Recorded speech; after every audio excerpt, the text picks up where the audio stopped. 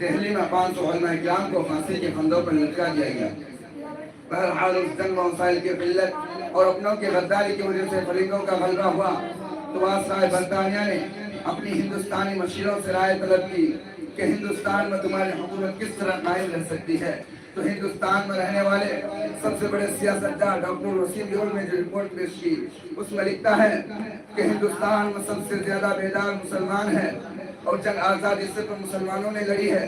جب تک مسلمانوں میں جب جذبہ جہاد موجود ہے اس وقت تک ہم لوگ ان پر حکومت نہیں کر سکتے، اور جذبہ جہاد کو ختم کرنا ضروری ہے۔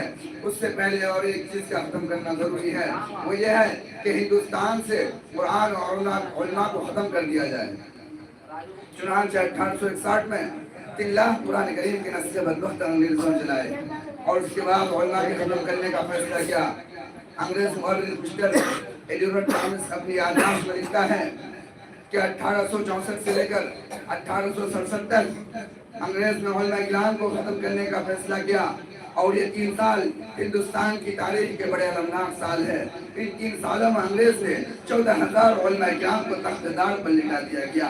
ٹامس کہتا ہے کہ دلی کی چاندنی چوک سے لے کر خیبر تک کوئی ایسا درخت نہ تھا جس میں علماء کرام کی گردنیں نہ لٹکی ہوئی ہو۔ ٹامس کہتا ہے کہ علماء کرام کو تانبے سے داغا گیا۔ ٹامس کہتا ہے کہ علماء کرام کو سوروں کے کھالوں میں بند کر کے چلتے ہوئے تندور میں ڈالا گیا۔ ٹامس کہتا ہے کہ علماء کرام کو ہاتھیوں پر کھڑا کر کے درختوں سے باندھ کر ہاتھیوں کو نیچے گرا دیا گیا۔ ٹامس کہتا ہے کہ انگریز نے لاہور کے شاہی مسجد کے سامنے میں پھانسی کا پھندا بنایا تھا جس میں ایک دن میں 80 علماء کرام کو پھانسی دی جاتی تھی۔ ٹامس کہتا ہے کہ لاہور کی دریابی میں 80 علماء کرام کو گولیوں میں بند کر کے ڈال دیا جاتا اور اوپر سے گولیوں کا نشانہ بنایا جاتا۔ ٹامس کہتا ہے کہ جب میں دلی میں اپنے خیمہ میں گیا تو مجھے مردار کی بدبو محسوس ہوئی، اور جب میں خیمہ کے پیچھے چلا گیا تو دیکھتا ہوں کہ آگ کے انگارے دہک رکھے گئے اور 40 علماء کرام کو ان انگاروں پر لنگا کر کے لٹا دیا گیا۔ میرے سامنے اور 40 علماء کو بلائے گئے، میرے سامنے ان کے کپڑے اتارے گئے۔ انگریز نے کہا مولویوں، جس طرح ان 40 کو پکایا گیا ہے اسی طرح تمہیں بھی پکا دیا جائے گا۔ صرف تم ایک آدمی یہ کہہ دو کہ 1857 کی جنگ آزادی میں ہم شریک نہیں تھے۔ ٹامس کہتا ہے کہ مجھے پیدا کرنے والے کی قسم کوئی عالم دین ایسا نہیں تھا، سارے کے سارے آگ میں پک گئے مگر کسی نے بھی انگریز کے سامنے گردن نہیں جھکائی۔ محترم حضرات، انہی شہران اسلام اور سرفروشان خیر المان کے سچے جانشین حقیقی والد شیخ الہند اور شیخ الاسلام حضرت مولانا عبداللہ سندھی رحمۃ اللہ علیہ ہیں، جو 1857 سے لے کر 1947 تک آزادی کے سرافیل اور کمانڈر یہ حضرات تھے۔ آج یہ لوگ دنیا تاریخ میں اسیران مالٹا کے نام سے جانے جاتے ہیں۔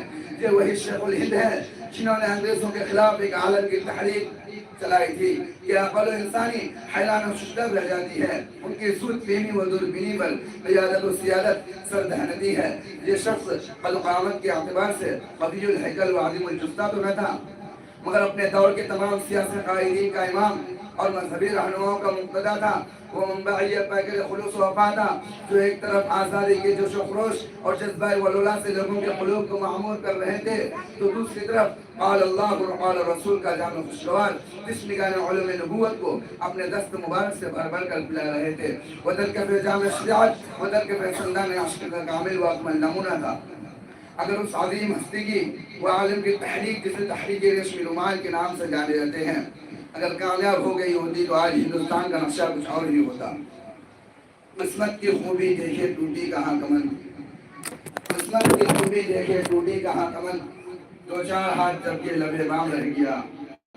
محترم حضرات، انہی کے شاگرد حضرت مولانا عبداللہ سندھی رحمۃ اللہ علیہ ہیں، جو تحریک ریشمی رومال کے سب سے بڑے لیڈر تھے۔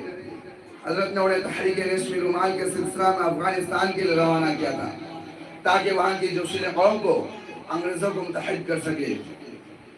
جب حضرت مولانا افغانستان کے لیے روانہ ہو رہے تھے تو ابھی ان کی داڑھی نکل رہی تھی، اور جب مولانا روس و افغان کی باری پیمائی کر کے لوٹے تو ان کے داڑھی کے بال سفید ہو چکے تھے، اور شیخ الہند کے سب سے چہیتا اور ہر دل عزیز شاگرد شیخ الاسلام حضرت مولانا حسین احمد مدنی ہیں، جنہوں نے خلافت کانفرنس کراچی میں ایسے وقت شرکت کی کہ اسے گولی مار دیے جانے کا حکم مل چکا تھا۔